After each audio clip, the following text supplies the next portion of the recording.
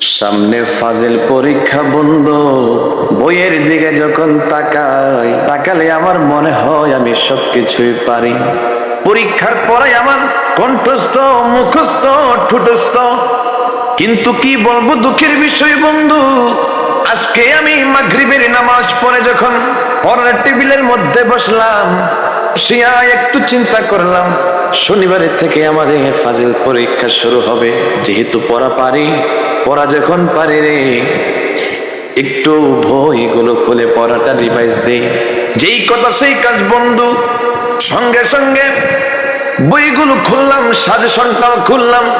খোলার পরে যখন দেখি আরবি সব প্রশ্ন রে বাবা, দেখার সঙ্গে সঙ্গে দেখলাম আমার মাথার উপর দিয়ে হঠাৎ করে ঘূর্ণিঝড় আমফানের মতন চক্কর মারলো বন্ধুরে।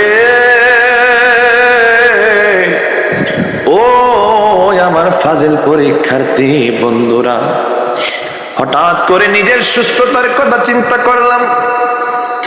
নিজের সুস্থতার কথা চিন্তা করে ভয়টাকে বন্ধ করে দিলাম, সাজেশনটাকে বন্ধ করে দিলাম।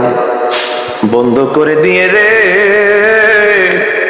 বই এবং সাজেশনকে তাদের আপন জায়গার মধ্যে রেখে দিলাম।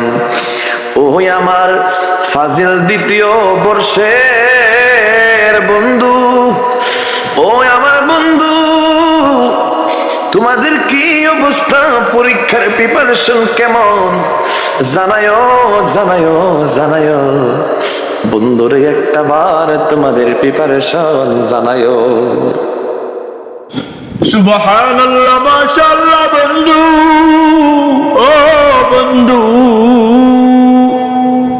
যে কোকিল কণ্ঠ সুরে তুমি আমাকে তোমার ফাজিল পরীক্ষার কথা শুনিয়েছ, বন্ধু তুমি শুনে রাখো, এমন কণ্ঠ দিয়ে যদি তুমি ওয়াজ করো রে বন্ধু, শুধু ওয়াজ নয়, মানুষের অন্তর সহ ওয়াজ হয়ে যাবে।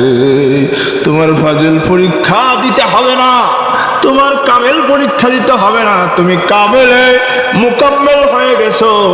ও বন্ধু, আরো শুনে রাখো, আগামী 2026 সাল, 27 সাল, 28 সাল, পুরা 3 বছরের মাহফিল অ্যাডভান্স আমি তোমাকে কমপ্লিট করে দিলাম।